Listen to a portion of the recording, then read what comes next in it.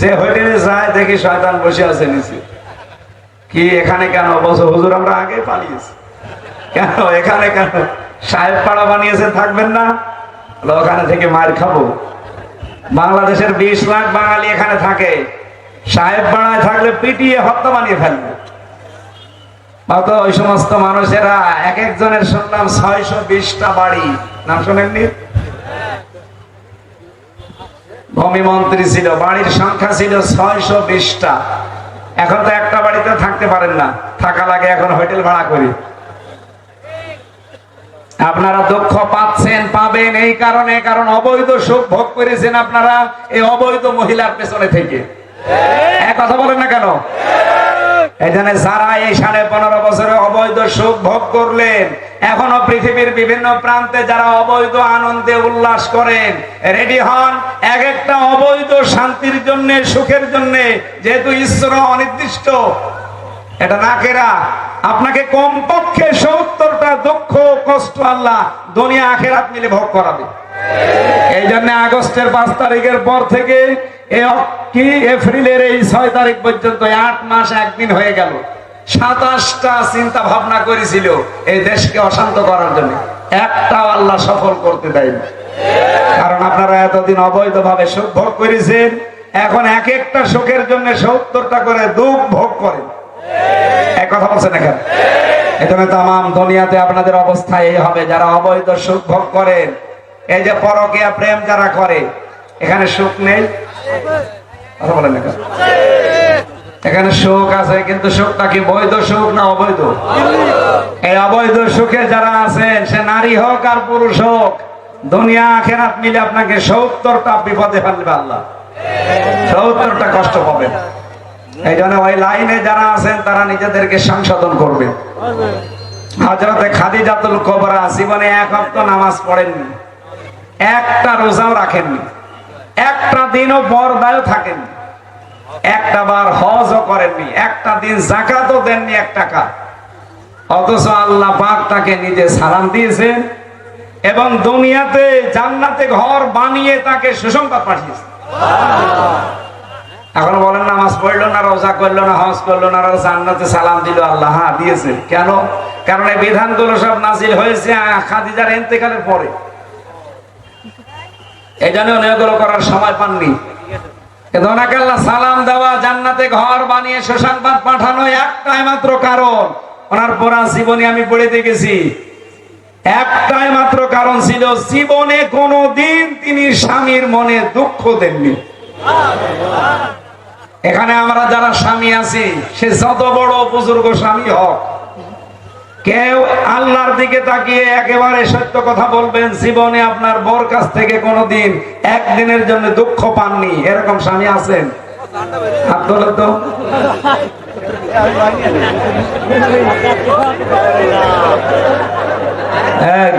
আন্দাজে দাঁড়াবেন না ভাই। আলহামদুলিল্লাহ, ঠিক আছে। যদি সত্য কথা বলে থাকে তো ওর বউ জান্নাত, আর আমরা বাকি যারা আছি আমাদের বউ সব জাহান্নাম। কারণ আমরা রাজি না তাদের উপরে, রাজি হয় মাঝে মাঝে, খুশি হয় বিভিন্ন কারণে। এক কথা বলেন না কেন? আর ও মানে 100 ভাগই খুশি, জীবনে কোনোদিন দুঃখ পায়নি। এই স্টেজেও যত মানুষ আছে কেউ হাত তোলার সাহস পায়নি, তার মানে আমাদের বউরা ওনার বর মতো না। মা বোনেরা যারা বসে আছে, কিসের নামাজ পড়েন, কিসের রোজা রাখেন? আপনি কি মনে করেন যে নামাজ পড়লে, রোজা রাখলে আর কালো বোরকা পড়লে আপনি জান্নাতে চলে যাবেন? স্বামীর খুশি লাগবে, সন্তুষ্টি লাগবে বৈধ কাজে। নবীজি বলেন, কোন স্ত্রী লোক যদি মারা যায় আর স্বামী যদি তার লাশ দেখে বলে যে স্ত্রী কিন্তু আমার মন মতো ছিল, আমি নিজে খুশি আছি, বিশ্ব নবী বলেন ওই মহিলাকে আল্লাহ জান্নাত দিয়ে দেন। এজন্য মা বোন যারা এসেছেন, নামাজ রোজা মাস্ট বি, এটা তো করবেনই। পর্দায় রাখবেন নিজেদের 3.5 হাত বডিকে। আর স্বামী যাদের আছে, জায়েজ কথাগুলো মেনে যতটুকু পারেন সর্বোচ্চ তাদেরকে খুশি রাখার চেষ্টা করেন। এতক্ষণ আমার মনে হয় মহিলারা বলছিল যে হুজুর আমাদের কথা বলুক বলুক, এবার মনে হয় দোয়া করছে যে হুজুর মরুক। একটা হুজুর হইল না, আমি আপনাদের বাঁচাতে চাই। আমি চর্ম চোখে দেখতে পাচ্ছি, নবী নিজে দেখে এসেছিলেন মেরাজে, যে 2 কারণে মেয়েদের জাহান জাহান্নামে জ্বলতে দেখলাম বেশি, একটা স্বামীর নাফরমানি করার কারণে, আর একটা গীবত করার কারণে। এক জায়গায় বসলে আপনারা বেশি গীবত করেন, এটা থেকে মুক্ত হবে। আর 2 নম্বরে স্বামী যাদের আছে নাফরমানি করা বাদ দেবেন। আমি আশা করছি আপনার জন্য জান্নাতের 8টা দরজায় খোলা থাকবে ইনশাআল্লাহ। আল্লাযীনা কাফারু ইউকাতিলুনা ফি সাবিলিত তাগুত, যারা কাফের তারা লড়াই করে, সংগ্রাম করে তাগুতের রাস্তায়। সুতরাং এই পৃথিবীতে এটা ভাগ হয়ে গেছে এখন। আল্লাহর রাস্তায় যারা আমরা আছি ইমানদার, যারা তাগুতের রাস্তায় আজ মিছিল মিটিং করে, সংগ্রাম করে, দল করে, এরা হচ্ছে শয়তানের বন্ধু। বলেন বলুন, ফাকাতিলু, আল্লাহ বলেন তোমরা লড়াই করো আউলিয়া শয়তান, শয়তানের অনুচরদের বিরুদ্ধে। ইন্না কায়দা শয়তানি কানা দাঈফা, শয়তানের যত চক্রান্ত অবশ্যই সবগুলো দুর্বল না, একেবারে দুর্বল। আপনি ডোনাল্ড ট্রাম্পের বক্তব্য চলাকালীন এক সাংবাদিক শুধু বলেছিল আল্লাহু আকবার, ও ভয়তে দেখলাম নিচে পেছনে চলে যাচ্ছে। সুতরাং আজ মুসলিম বিশ্বকে জেগে ওঠার আহ্বান জানিয়ে, অমুসলিম যারা আছেন আপনারা আমাদের শত্রু না, কিন্তু মানবতার শত্রু যারা, তারা আমাদের শত্রু। বিশেষ করে ইহুদিরা, এই মুশরিকরা, এরা আজ মানবতার শত্রুই রূপান্তরিত হয়েছে। ভারতে আমাদের পূর্বপুরুষেরা যে সমস্ত ওয়াকফ স্টেট গুলো দিয়ে গিয়েছিল 600 বছর আগে, এখন উগ্রপন্থী হিন্দু যারা, এই মুশরিক, এরা মানবতার শত্রু। এরা আইন পাশ করে এগুলো সব দখল করার ধান্দায় আছে। আজকে একটা হাদিস পড়ছিলাম, বিশ্বনবী জানিয়েছেন, আনা আবি যাররিন রাদিয়াল্লাহু তাআলা আনহু قال انه سمع رسول الله صلى الله عليه وسلم يقول من ادعى ما ليس له فليس منا وليتبوأ مقعده من النار। মুসলিম শরীফের হাদিস।